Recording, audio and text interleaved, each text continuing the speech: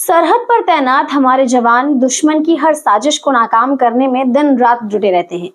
लेकिन जब उसी सरजमी का एक शख्स पाकिस्तान की खुफिया एजेंसी आईएसआई का जासूस बन जाए तो सवाल सिर्फ देशभक्ति का नहीं बल्कि पूरे सिस्टम का उठता है।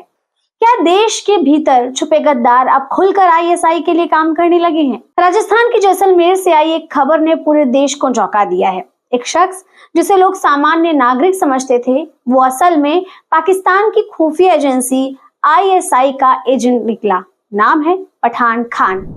1 मई 2025 को जैसलमेर से गिरफ्तार किया गया पठान खान पिछले करीब 1 महीने से खुफिया एजेंसियों की नजर में था। उस पर गंभीर आरोप है कि पाकिस्तान के लिए वो जासूसी कर रहा था और ये कोई मामूली जासूसी नहीं थी। उसने भारतीय सेना की गतिविधियों, बॉर्डर मूवमेंट और संवेदनशील जानकारों की तस्वीरें और वीडियोस को पाकिस्तान तक पहुंचाने का काम किया है। जांच में पता चला कि पठान खान साल 2013 में पहली बार पाकिस्तान गया था। यही उसकी मुलाकात आईएसआई के एक अधिकारी से हुई। उन्हें शायद खान में एक सॉफ्ट टारगेट दिखाई दिया, जिसे पैसे का लालच आसानी से दिया जा सकता है, जो आसान टूल बन सकता है। आईएसआई ने न केवल उसे पैसों का ऑफर दिया बल्कि बाकायदा जासूसी ट्रेनिंग भी दी और फिर पठान खान आईएसआई का स्लीपर सेल बनकर भारत लौटा।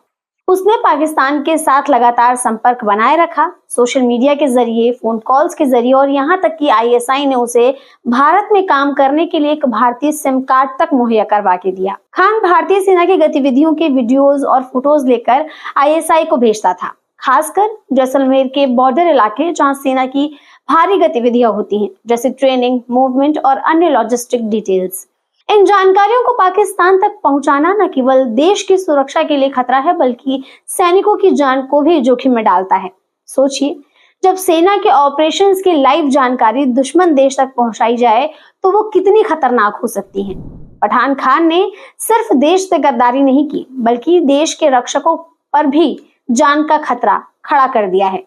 सूत्रों के मुताबिक पठान खान की संदिग्ध गतिविधियों पर सबसे पहले राज्य विशेष शाखा यानी स्टेट स्पेशल ब्रांच की नजर पड़ी।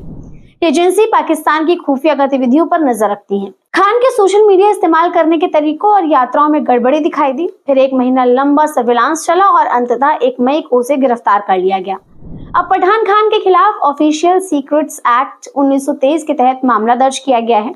केंद्रीय एजेंसियों ने उससे कई दौर की पूछताछ की है और जांच में अब ये पता लगाने पर केंद्रित किया जा रहा है कि क्या वो किसी बड़े नेटवर्क का हिस्सा है। जैसलमेर एक ऐसा इलाका जो भारत पाकिस्तान की सीमा से सटा हुआ है। यहाँ कई आर्मी यूनिट्स की मूवमेंट होती है। इस क्षेत्र में संवेदनशीलता को देखते हुए अगर यहाँ से जानकारी लीक होती है तो पूरे राष्ट्रीय सुरक्षा तंत्र में बड़ी सेंध मानी जा सकती है। ये घटना ये भी साबित करती है कि आईएसआई भारत के लोकल नागरिकों को पैसे और प्रलोभन देकर अपने काम करवाने में अब भी सक्रिय है।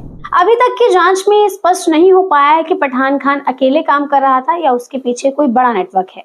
हालांकि एजेंसियां अब उसके संपर्कों की कॉल डिटेल्स, ट्रैवल हिस्ट्री और बैंक ट्रांजैक्शंस वगैरह की भी जांच गहराई से कर रही हैं।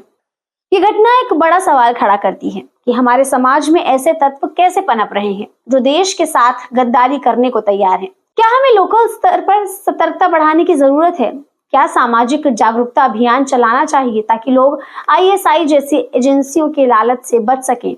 देशभक्ति सिर्फ तिरंगा लहराने से नहीं आती। देशभक्ति है हर उस नागरिक को बचाने में जो हमारे सैनिकों की जान से जुड़ी है।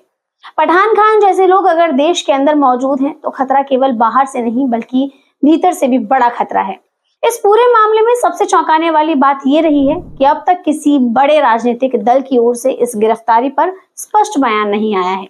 सोशल मीडिया पर लोग सवाल पूछ रहे हैं, क्या ये मामला गंभीर राष्ट्रीय चिंता का विषय नहीं है? क्या केवल चुनावों के समय ही देशभक्ति की बातें होती हैं? हमारा काम केवल सूचना देना नहीं है बल्कि उन सवालों को भी उठाना है जो बेहद जरूरी है। पठान खान की गिरफ्तारी एक केस नहीं, एक चेतावनी है। क्या बॉर्डर इलाकों में रहने वाले लोगों की स्क्रीनिंग और काउंसलिंग जरूरी है? क्या सोशल मीडिया पर निगरानी के लिए अलग विभाग होना चाहिए? और सबसे अहम, क्या ऐसे मामलों में फास्ट ट्रैक कोर्ट के जरिए तुरंत सजा का प्रावधान होना चाहिए? देशभक्ति अब सिर्फ नारे नहीं, जरूरत बन गई है। हर नागरिक को सतर्क रहना होगा, हर जानकारी को सुरक्षित रखना होगा। पठान खान का मामला हमें यही सिखाता है कि अब लड़ाई केवल सीमा पर नहीं, दिमागों के बीच भी लड़ी जा रही है। हमें सरहद पर नहीं, अपने अंदर के गद्दारों से लड़ना है, क्योंकि जंग अब सिर्फ बंदूकों से नहीं, सोच और सच्चाई से भी जीतनी है। आज के इस वीडियो में फिलहाल इतना ही, लेकिन आप देखते रहिए LNV मीडिया।